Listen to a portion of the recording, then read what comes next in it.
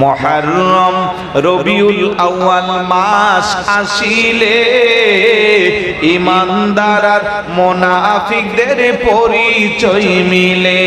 বলেন ঈমানদার আর মুনাফিকদের পরিচয় মিলে। ঈমানদাররা আশুরার মাহফিল সাজাইছে, আজি ঈমানদারের কলিজাতে আগুন লেগেছে। কারণ ইমামে হুসাইন কারবালাতে শহীদ হইয়াছে। বলেন ইমামে হুসাইন কারবালাতে শহীদ হইয়াছে। মুহররম রবিউল আউয়াল মাস আসিলে ঈমানদার আর মুনাফিকদের আওয়াজ দিয়ে বলুন ঈমানদার আর মুনাফিকদের আওলাদে রাসূলকে তোমরা মানতে পারো নাই, শহীদ তারা জীবিত আছে কোরআনেতে পায়। কথা বলেন ঠিক কি না? ওরা ভাবছিল ইমাম হুসাইন একেবারে রাসূলের নসল শেষ করে দিলাম, আর কুত্তিকা রাসূলের আদর্শ টিকে থাকবে।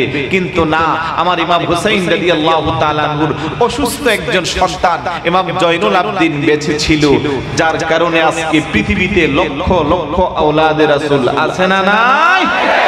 আর যারা আল্লাহর পথে শহীদ হয় তারা কখনো মরে না, তারা কি জীবিত। ঘোষণাকার ওয়ালা তাকুলু লিমান ইউকতালু ফি সাবিলিল্লাহি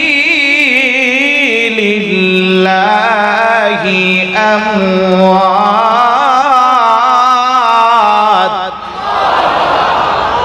বাল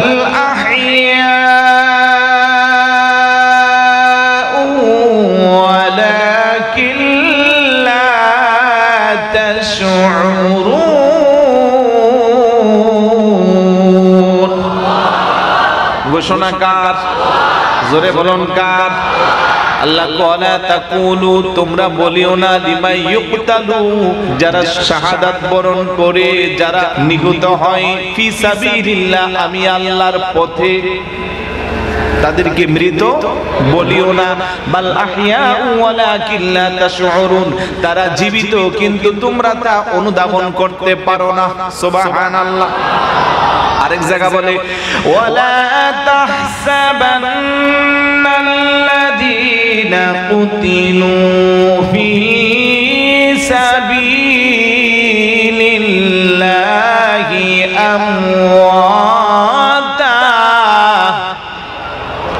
বাল আহইয়াউন ইনদা রাব্বিহিম ইউরযাকুন। আল্লাহু আকবার বলেন। প্রথমে কেউ বলিও না, পরে কেউ ধারণাও করিও না, কারণ ধারণা অন্তরে হাইলে তো মুখ দিয়ে আসবে। কথা বলেন ঠিক না? ধারণা অন্তরে সৃষ্টি হয়ে মুখ দিয়ে আসে। আল্লাহকে মুখেও বলিও না, ধারণাও করিও না, তারা জীবিত, আমি তাদেরকে রিজিক দেই। সুবহানাল্লাহ বলবেন না? আওলাদে রাসূলকে তোমরা মারতে পারো নাই, শহীদ তারা জীবিত আছে কোরআনেতে পাই। আল্লাহ তাআলা তাদেরকে রিজিক দিতেছে, তারা সবাই নূরে নবীজির কদমে আছে। কথা বলেন ঠিক কি না? আল্লাহ তাআলা তাদেরকে রিজিক দিতেছে, তারা সবাই নূরে নবীজির কদমে আছে। বলেন মুহররম রবিউল আউয়াল মাস আসিলে ঈমানদার আর মুনাফিকদের পরিচয় মিলে। বলেন ঈমানদার আর মুনাফিকদের পরিচয় মিলে।